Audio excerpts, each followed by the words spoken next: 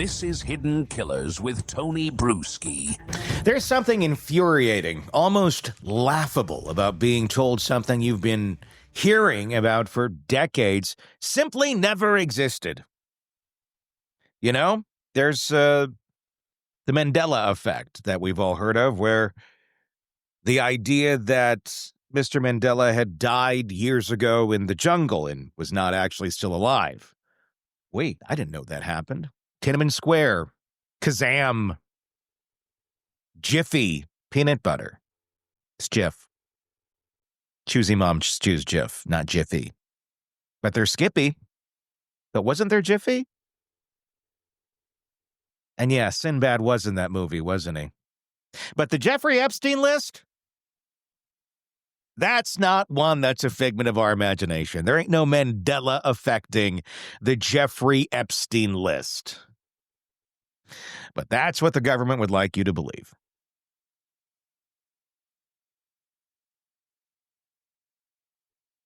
The Jeffrey Epstein client list. You've seen it referenced in headlines, court filings, public interviews, even by government officials who claimed it was sitting on their desk. Now they're telling us it was all a misunderstanding. It was a mirage, nothing to see here.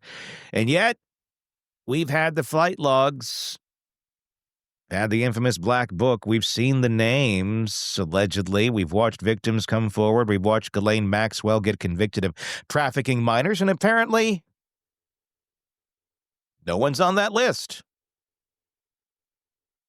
Because, she's trafficking them to no one. And through it all, that mythical list, the one people assumed would expose the true scale of Epstein's operation, has hovered just out of reach every single time we get close. Now, the Department of Justice says it simply doesn't exist. So is it true, or is this just bureaucratic sleight of hand? Today, I sit down with someone who's navigated both sides of the courtroom, defense attorney and former prosecutor Eric Faddis. He's someone who's built cases, read sealed indictments, and knows exactly how governments wordsmith their way around uncomfortable truths. We're talking real-world prosecutions, the threshold for naming high-profile suspects, and what might actually be buried beneath that avalanche of redactions and ongoing investigations. This isn't about conspiracy theories. It's about contradictions, about transparency, about a man like Epstein and how a man like Epstein could run a decades-long criminal enterprise with powerful people following in and out of his orbit, and the government still manages to come back with the, sorry, we've got nothing. We'll get into whether the list was ever meant to be a list at all. Was it a flight manifest, a set of text messages, a sealed binder labeled co-conspirators that quietly disappeared under political pressure? What exactly qualifies as a client? And what happens when that definition gets blurred just enough to protect the right people? And maybe most critically, who benefits from denying the list ever existed in the first place?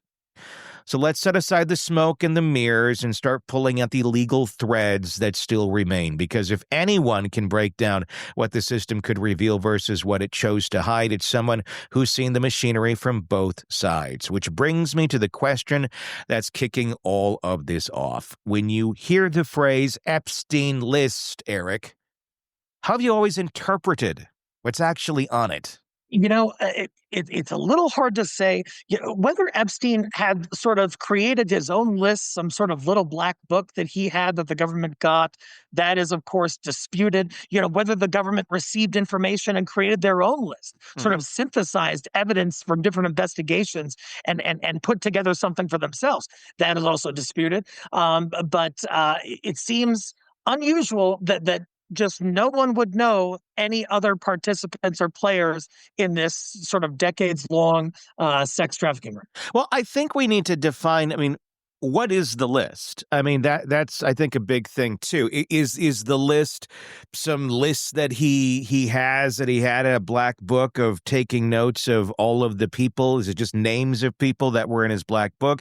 Is it a flight log of people coming to and from the island and how long they were there? Is it literally a blackmail list of so-and-so was with so-and-so and so-and-so and their pet golden retriever, which makes it really freaky and weird, list? that he can then, go off on people with. When you hear the list, how have you always interpreted? In my experience, a criminal who is engaging in decades-long criminal activity like sex trafficking, they're not necessarily going to have like a handwritten list on some paper at home that says, "Hey, person number one is this guy. Person number two is this gal." That seems pretty unusual. I doubt that it exists in that kind of a form. That being said, throughout the numerous investigations and court cases involving Jeffrey Epstein and affiliates, Ghislaine Maxwell, namely as one of them, the government certainly received information about alleged other participants and possibly accomplices. And so, in my appraisal, that's more what the list could be, is sort of the government's synthesis of different evidence and who was involved allegedly in these misdeeds. Yeah, I hear you there. I I've always taken it as like a flight log. So look, we know that exists. There's no disputing a flight log exists. Why don't we have that? I mean, if this is the list to go to I mean, that's how I thought of the list as. It's like, okay, well, who was on the plane? Were they there for like a day? Were they there for a week? I think that would be very telling as to what went on now that we know what went on that island. But I guess, is the government playing loose with the words here, really, of just like the list? Oh, you meant that list. This other list. And oh, we thought you meant that. Like, I don't know, because this seems a little bizarre because they're not even defining what the list even is exactly. Yeah, when certain politicians and administrations want to use it to their benefit, they're all gung ho about talking about the list. But Yeah. then when they're pressed on it, the details are kind of scarce. What I think is that there are flight logs, there are certainly texts, emails, different communications, and my apprehension is the government put that together and said, "Hey, here's sort of a master document that discusses Jeffrey Epstein and everything that went on and other folks involved, and incorporates like a flight list, text messages, emails, witness testimony, that kind of thing." And I'm not aware of any law that would prevent the government from disclosing that. It's why would they not want to disclose it, I think, is the bigger question, and why we're all sitting here wondering what is going on. I mean, could this list have been sealed under protective order or a grand jury secrecy? I mean, and even if so, I mean, it would still exist, but would the government have to recognize its existence if that were the case? I'm not aware of any legal requirement Yeah. for the government to tell the truth, and they sometimes don't. Even if it was sort of under seal or under protective order, that wouldn't be forever. It wouldn't be indefinite, and it wouldn't give the government grounds to say it actually doesn't exist. I think if the government was being truthful, they would have to say, "Hey, it does exist, but it is under sort of a protective order." But that wouldn't exist forever. There's no legal mechanism by which you can say, "Hey, keep this a secret forever." Well, completely. And depending on what kind of log or list this is and who's on it is going to play a big part in if it ever actually comes out. What sort of incentive does the government have to even put this thing out, especially if it has a lot of people's names on it? I mean, obviously there's the let's protect people that have been abused, but Epstein's dead. Um, and you just have a list of people who came and went from that island. And, unless you got proof of something they did, it's like going to a Diddy party. I mean, it's just like, yeah, I was there. There's pictures, but you can't prove I did anything. I mean, is this really almost like that, but with less evidence?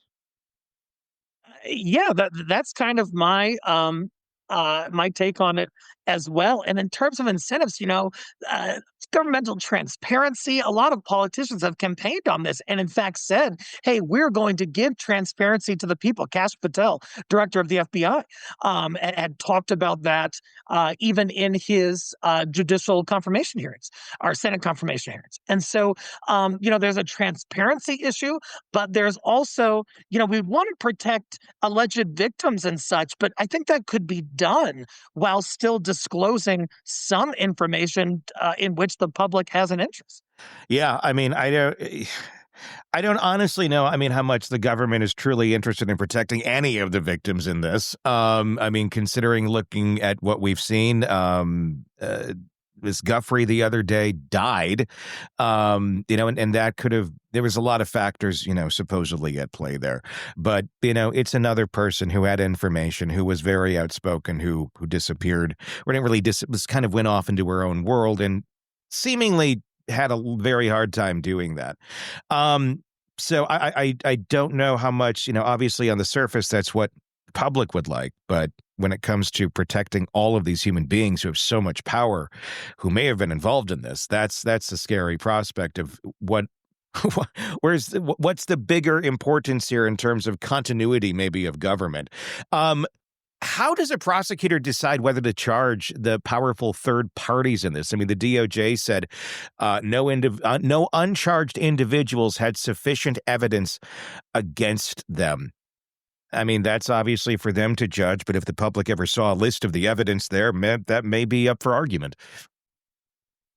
Yeah, I question the government's representation on that. In terms of charging decisions, really what a prosecutor looks at is, hey, is there an applicable criminal charge? Do I have sufficient evidence to bring the charge? So the threshold for that is probable cause. It's a low standard. It's pretty easy to meet probable cause. The prosecutor also has to, decide, hey, can I ultimately prove this at trial? Do I have a reasonable belief that I could do that? And then lastly, are there any sort of policy considerations for whom we are potentially charging? But we got to make sure we're not doing this on a selective basis where, hey, this guy is buddies with a big politician, so we're not going to charge him. And this guy I don't like, so we are going to charge him. Those considerations cannot come into play. Is that what makes should this? not. I mean, well, should not, sure, but is that what makes this maybe so difficult? Of if you started picking and choosing who you're going to charge on this thing, the public's going to. Well, what's the whole damn list? You can't just say, well, this one's on there, but no, we can't tell you who else is, because that gets to be very, very cherry picking. I mean, they shouldn't do that. They can't technically do that, but they sure would do that, I would imagine. But maybe it's easier just to say there is no list, so they don't have to deal with that. Who else is on this thing? Fiasco that would ensue. Do you think? Oh, yeah. No, I definitely think that at this point, the administration is trying to kind of keep it quiet. Pam Bondi, the attorney general, came in guns ablaze, and she said, hey, we're going to be transparent. This is Epstein release one. And she released these binders to these influencers. And lo and behold, it was pretty underwhelming. It was a lot of stuff that the public already had. In fact, almost all of it had already been publicly disclosed. And so now they've done about face where they're kind of like saying, hey, there's no list. There's not really much else we're going to give you. And so what's the reason for that 180? Well, and what's the reason, too? I mean, I found it very interesting where they've been talking about this list forever, and they were all so proud, and the one made the cover sheet and then put a bunch of blank pages behind it. Look, we all have a list, and there was no list that they were holding up for everyone. But the fact that they were talking about having a list, we got the list, it's on my desk, the list, and now they're walking it back. And look, I'm not being political here, but then you have Trump jumping in that cabinet room conversation going, you guys are still asking about Jeffrey Epstein? Like, of course people are. That's so old news. Like, yeah, because you're on the fucking list. And you have Elon Musk saying he's on the list. Their former, the former buddies there. And yeah, I mean, it seems very convenient. This damn thing is just suddenly poof up in smoke and never existed. Seems like kind of a crazy thing to say. I think I might stick with I'm just not going to release it. But for it to be non-existent, I mean, are we going to see somebody? Is this going to come back up? What's going to happen from here? Are people going to dig? Can anyone reveal the existence of this list? If it happens, I think it would probably have to be someone who is on the inside or formerly on the inside. And so, as you mentioned, Elon Musk claims to have some kind of knowledge about additional information regarding the Jeffrey Epstein investigation that has not been disclosed and that has been arguably, according to some, withheld by the government.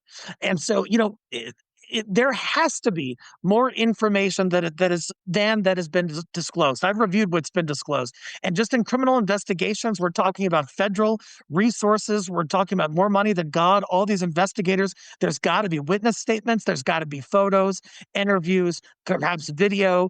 Most of which the public has not seen. So here we are, after years of whispers, leaks, and political posturing, we're told flatly the Epstein client list doesn't exist. Not that it's sealed, not that it's classified, just that it was never a thing to begin with. And maybe legally that's technically true, but if you listen closely to the conversation with Eric Faddis, you heard something that was far more revealing than any redacted PDF or empty binder. You heard the anatomy of how truth is managed, sliced, buried, and rebranded depending on who's in the room. You heard a seasoned prosecutor explain how evidence gets synthesized, how powerful names quietly disappear from criminal narratives, and how legal definitions are stretched just enough to sidestep accountability. Because here's the thing, no one's asking for a handwritten client list volume 1 found in Epstein's sock drawer. People are asking why a man convicted of trafficking minors to others somehow left behind no others, no buyers, no names, just a rotating cast of VIPs in a black book and a dead billionaire who took the whole network with him to the grave. It's not a conspiracy to say the government isn't eager to out the full scope of this operation. Just a pattern. We've seen it bait and switch before. Pam Bondi promising transparency, waving around those shiny white binders, only for them to be packed with already public files. And then the pivot. Actually, there was no list. That's not a revelation. That's damage control.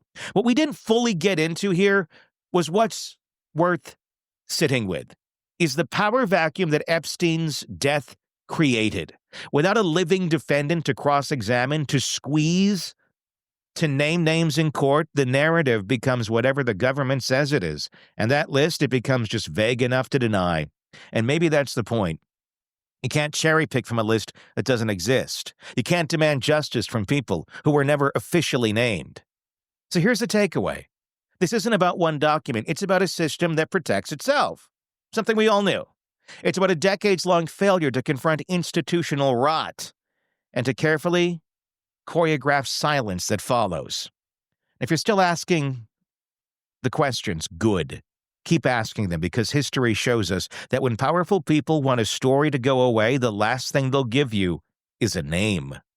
What are your thoughts? Let me know in the comments section on YouTube. If you're not already on YouTube, check us out there. Just search Hidden Killers with Tony Bruschi to join in those conversations. If you're on the podcast platforms, hit subscribe there as well so you don't miss any of our continuing coverage on this case and all the cases that we cover for you right here at the Hidden Killers podcast and True Crime Today. Very much looking forward to what you have to say on the comment section on YouTube. Until next time, I'm Tony Bruschi. Thanks for listening. We'll talk again real soon. Craving non-stop true crime updates? Press subscribe now and get the latest cases, analysis, and expert commentary delivered straight to your feed. Only from the Hidden Killers podcast and True Crime Today.